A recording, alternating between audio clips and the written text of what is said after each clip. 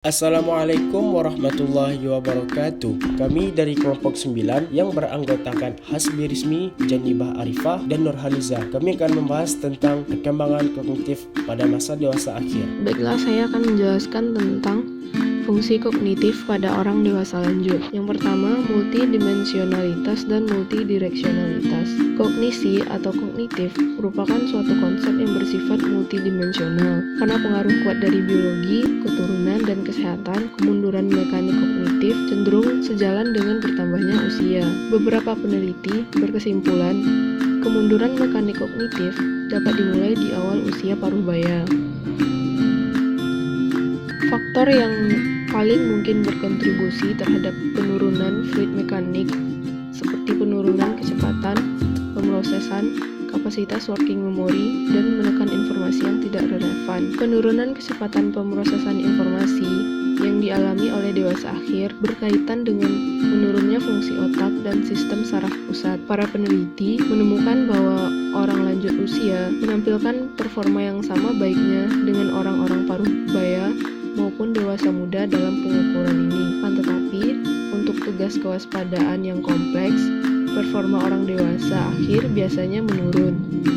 Kedua, pendidikan, pekerjaan, dan kesehatan. Pengalaman-pengalaman pada dunia pendidikan berhubungan atau berkolerasi positif dengan skor pada tes-tes intelijensi dan tugas-tugas pengolahan informasi seperti memori. Orang-orang lanjut usia berusaha mencapai pendidikan yang lebih tinggi dengan sejumlah alasan. Generasi pada saat ini sudah memiliki pengalaman-pengalaman pekerjaan yang menekan pada orientasi kognitif. Dalam studi, pekerjaan yang kompleks berkaitan dengan fungsi intelektual yang lebih tinggi pada orang-orang lanjut usia. Yang ketiga, gunakan atau kehilangan. Perubahan dalam pola aktivitas kognitif mengakibatkan adanya keterampilan-keterampilan yang tidak terpakai dan mengalami atrofi. Gunakanlah atau akan kehilangan merupakan komponen signifikan dari model keterlibatan optimasi kognitif yang menekankan tentang bagaimana keterlibatan intelektual dan sosial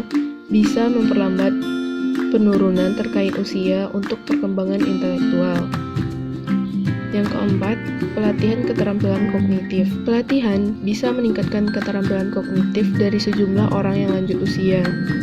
Pada masa dewasa akhir, mereka tetap akan kehilangan plastisitasnya, khususnya untuk orang yang sudah tua sekali. Yang kelima, neuroscience kognitif dan proses menjadi tua. Bidang neuroscience kognitif telah muncul sebagai disiplin ilmu utama yang mempelajari hubungan atau keterkaitan antara otak dan fungsi kognitif. Perubahan-perubahan yang terjadi di otak dapat mempengaruhi fungsi kognitif. Selanjutnya, perkembangan bahasa pada masa dewasa akhir. Secara umum, ketika seorang dewasa akhir sehat, maka mereka hanya mengalami sedikit kemunduran dan keterampilan bahasanya. Aspek dari cara bicara di mana perbedaan usia ditemukan mencakup menceritakan kembali sebuah kisah atau memberikan instruksi untuk menyelesaikan sebuah tugas. Keterlibatan dalam cara berbicara jenis ini biasanya seorang dewasa akhir akan cenderung menghilangkan elemen kunci. Selanjutnya yaitu kerja dan masa pensiun. Yang pertama, kerja. Menurut Maslow, kebutuhan manusia secara garis besar dapat dibagi atas kebutuhan fisiologis, kebutuhan rasa aman,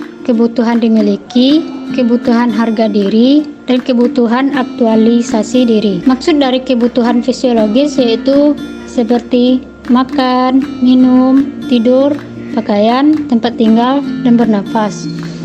Maksud dari kebutuhan rasa aman yaitu kebutuhan yang mendorong individu untuk memperoleh ketentraman, kepastian, dan keteraturan dari keadaan lingkungannya yang mereka tempati, seperti keamanan keuangan, kesehatan dan kebugaran, serta keamanan dari kecelakaan dan cedera. Selanjutnya, kebutuhan dimiliki. Kebutuhan dimiliki ini seperti persahabatan, keintiman, kepercayaan, penerimaan, serta memberi dan menerima kasih sayang. Selanjutnya, kebutuhan harga diri. Kebutuhan harga diri ini dibagi atas dua. Yang pertama yaitu kebutuhan harga diri yang berkaitan dengan martabat, prestasi, penguasaan, dan kemandirian. Yang kedua, kebutuhan rasa hormat dari orang lain yang berkaitan dengan status, atensi, dan reputasi. Selanjutnya yaitu kebutuhan aktualisasi diri. Kebutuhan aktualisasi diri ini berkaitan dengan keinginan untuk mewujudkan